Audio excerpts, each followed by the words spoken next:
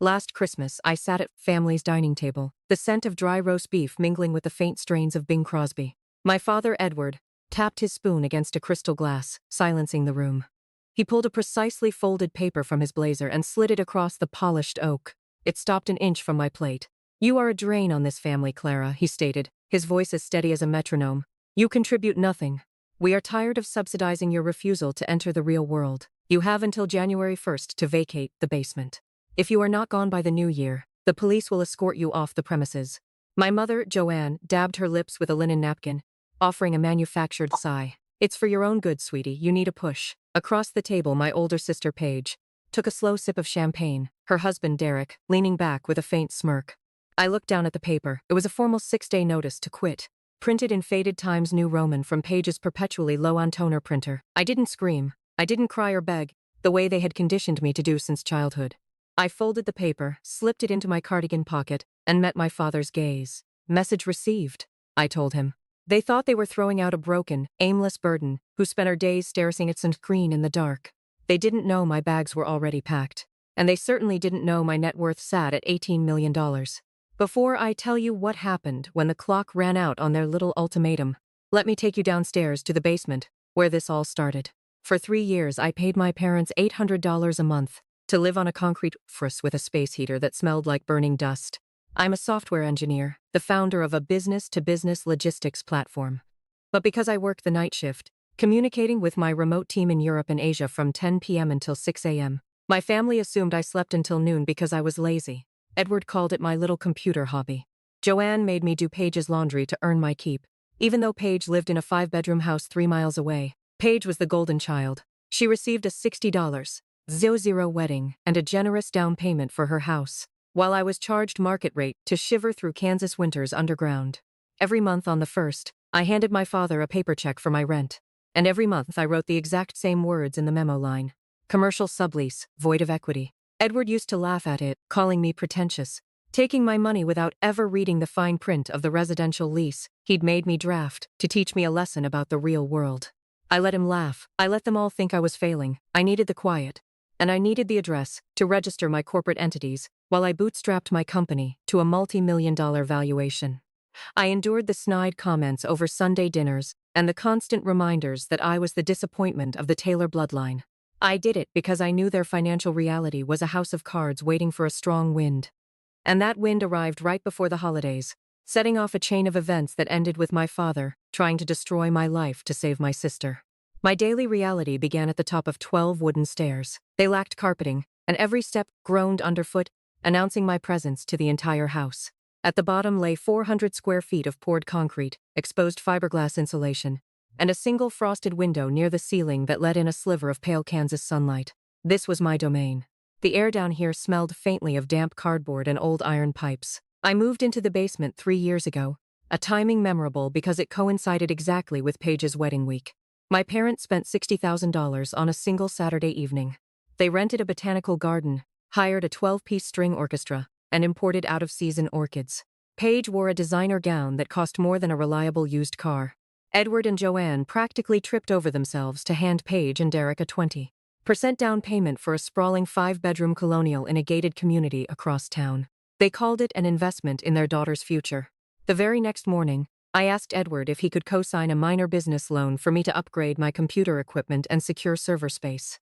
He didn't just say no. He laughed. He stood in the kitchen, pouring his premium dark roast coffee, and told me to stop pretending and get a job at the local diner. "You lack focus, Clara," he said, tapping my forehead with his index finger. "You have no drive. I will not throw good money after a bad gamble." That tap on the forehead was the catalyst. It was the exact moment I stopped viewing Edward and Joanne as family and started viewing them as a structural hazard. I didn't argue. I carried my belongings down those 12 creaking steps and set up a folding plastic table I bought at a garage sale for $10. I placed my laptop on it. Beside the table, I positioned a cheap ceramic space heater. For the next 3 years, that table was the command center for an enterprise they knew nothing about. My company builds and licenses a business-to-business logistics platform. We optimize global freight routing. It's not glamorous work, but efficiency scales, and software margins print money. Because my initial clients and developers were scattered across Europe and Asia, I had to align with their time zones. My workday began at 10:00 at night. While my parents slept comfortably in their king-size bed upstairs, I sat wrapped in a heavy fleece blanket, typing lines of code, negotiating vendor contracts, and securing enterprise clients. The blue light of dual monitors was my only companion. At 6 a.m. in the morning, I would close my laptop, my eyes burning from exhaustion.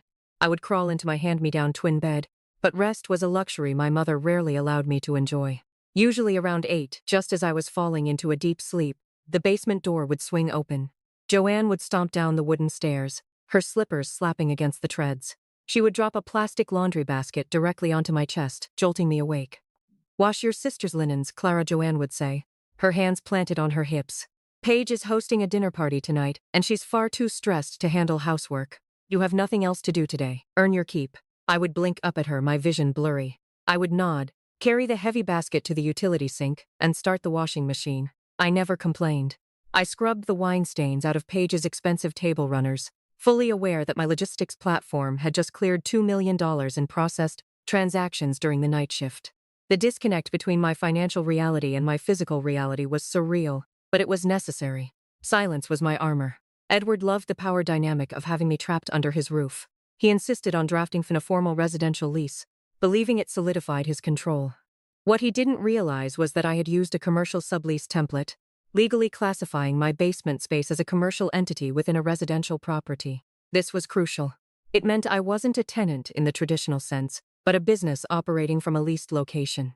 And the clause about void of equity meant they couldn't claim any ownership over my enterprise. They were too busy laughing at my pretentious legal jargon to ever read the fine print. Then came the holidays, and with them, the financial reckoning for my family. Paige and Derek, living far beyond their means, had accumulated significant debt. Derek's marketing business was failing, and Paige's lavish spending habits were only accelerating their descent. Edward, ever the patriarch, felt obligated to bail them out. He came to me, not asking, but demanding. He claimed I owed them $40,000 in retroactive rent, citing some obscure clause in the residential lease he'd made me draft years ago. He wanted to use my money to save Paige. I simply smiled. "I'm afraid that's not possible, Dad," I told him. "My lease is a commercial sublease. You're not entitled to anything beyond the agreed-upon monthly rent." His face went crimson. He realized too late the trap he had walked into. My pretentious memo line was now a legal shield. The Christmas dinner eviction was their desperate attempt to salvage the situation. They thought by throwing me out, they could seize my assets, or at least force me to contribute to Paige's financial rescue. They had no idea that my company was about to go public with its success. The Forbes profile was the pull quote. I had worked closely with my public relations team to craft a specific narrative, a single sentence designed to be highlighted in large stylized font right in the center of the profile. It read, "I built this company from the ground up in a Kansas basement." For the readers, it was a testament to American bootstrapping.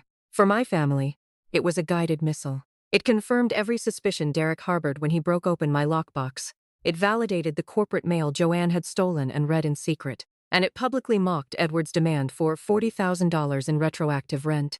I didn't just escape their trap, I monetized the very cage they locked me in, and I put the receipt on the front page of the internet.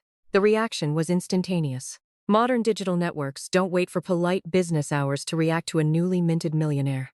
The notifications began as a slow trickle, then transformed into a relentless flood. I opened my professional networking portal.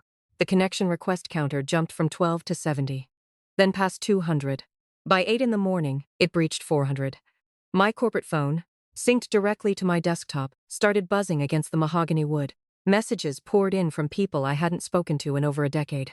Former high school classmates who used to ignore me in the hallways suddenly remembered we were close friends. Local politicians in Overland Park sent lengthy congratulations, eager to associate their district with a young technology mogul. Old neighbors sent messages brimming with unearned familiarity. Mrs. Gable, the woman who used to watch Joanne make me scrub the driveway, while Paige tanned by the country club pool, sent a direct message calling me an inspiration to the neighborhood. 60 text messages arrived in the span of an hour. They praised my vision. They lauded my success. They all wanted a piece of the spotlight, eager to bask in the glow of the wealth I generated. The view count on the digital article climbed into the tens of thousands. The data painted a clear, undeniable picture. The world now knew exactly who Clara Taylor was. The false narrative of the aimless, lazy daughter was dead, replaced by a verified, unassailable titan of industry. I watched the metrics climb, sipping the last of my espresso. The validation from strangers meant very little to me. The business contacts were useful for future scaling, but they were not the target audience for this specific performance. I reached into my desk drawer and pulled out my personal cell phone. This was the device I had silenced and stowed away since the night I walked out of the white colonial house. For days it had sat in the dark, collecting whatever panicked voicemails and angry texts I sent. When discovered the basement empty, the servers gone, and the invoice slashed with red ink, I had blocked their numbers to ensure a clean extraction. Now the extraction was complete, the fortress was secure.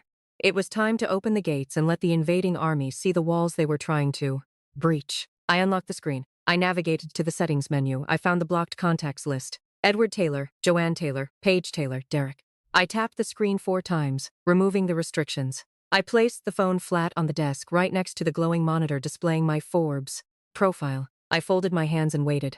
The collision of realities requires a moment of processing. Someone in that house had to wake up.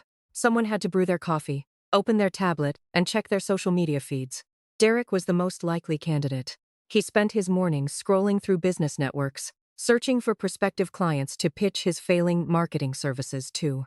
He would log in. He would see the trending articles. He would see the face of the woman he tried to rob. Then he would show Paige. Paige would scream. Edward would demand to see the screen, his mind struggling to reconcile the numbers on the page with the daughter he ordered out of his house. Joanne would read the net worth figure and the basement quote. The illusion of their superiority would shatter, replaced by the terrifying realization that they just evicted their only financial lifeline. They threw away $18 million because they were too arrogant to look past their own cruelty. I didn't have to wait long. At 8:14, the personal phone vibrated. The screen illuminated, casting a harsh white glow against the polished wood. The device chimed, a bright, cheerful melody that starkly contrasted with the impending psychological warfare. I looked down at the caller identification. It was not Edward calling to demand his $40,000. It was not Derek apologizing for the broken lockbox. The name flashing across the glass was Joanne, my mother, the architect of the extortion, the woman who orchestrated my public humiliation on Christmas to force me into surrendering my assets. The screen kept flashing. The phone kept vibrating. The trap had reversed and they were about to step right into it. The screen in my personal cell phone illuminated the polished mahogany desk, flashing the name of the woman who orchestrated my extortion just days prior. Joanne. I didn't reach for the device. I sat back in my leather ergonomic chair, resting my hands on the armrests, and watched the digital notification pulse in the quiet penthouse. The phone vibrated against the wood, a dull, insistent rhythm that lasted for 30 seconds before falling silent. An icon appeared on the screen, signaling a new voicemail. I leaned forward, tapped the speaker icon, and hit play. The audio filled the room, crisp and clear. "Clara, sweetheart," Joanne sang, her voice pitched high, dripping with a sickeningly sweet tone I hadn't heard in years. "It's your mother. I just saw the most wonderful article about you. Forbes, can you believe it? Your father and I are so incredibly proud. We always knew you had it in you, darling. Such a brilliant girl." Her voice faltered slightly, a hint of desperation creeping in. "Listen, honey. About that little misunderstanding at Christmas. We were just trying to motivate you.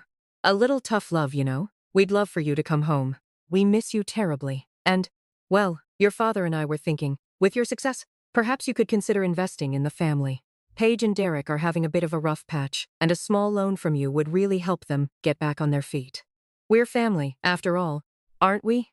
The voicemail ended. I listened to the silence as a faint smile playing on my lips. The contrast between her sugary words and the bitter reality of their past actions was stark. They weren't proud. They were calculating. They weren't missing me. They were missing my money. I didn't call back. I didn't respond to the barrage of texts that followed from Paige. Then Derek, then Edward, each one more frantic and manipulative than the last. They tried guilt, anger, even threats of legal action, all of which I simply ignored. Their power over me had vanished the moment I walked out that door. My parents and sister are still living in that white colonial houses in Overland Park, Kansas. But now they're living in a damp, unfinished underground room, listening to Paige and Derek argue about money through the floorboards above their heads. They are relying on a daughter who resents their presence. Trapped in a financial prison they spent decades building for themselves. They engineered a psychological extortion attempt to keep me trapped under their roof. The universe simply honored their original design, substituting the occupants. I sat at my mahogany desk, the late afternoon sun warming my hands. I opened the bottom drawer and retrieved a small, tarnished object. It was the brass key to the Overland Park basement, the original lock I turned every night for 3 years. I held it between my thumb and index finger. The metal felt cold, bearing the tiny scratches and grooves of constant use. This key used to represent my subjugation. It was the physical boundary my father dictated, the literal line dividing the worthy members of the household from the failure living underground. Now it was just a useless piece of shaped brass. The door it belonged to was owned by a stranger. The house it unlocked was a closed chapter in a book I would never read again. I stood up and walked over to the sleek stainless steel trash receptacle standing near the office door. I held my hand over the open cylinder.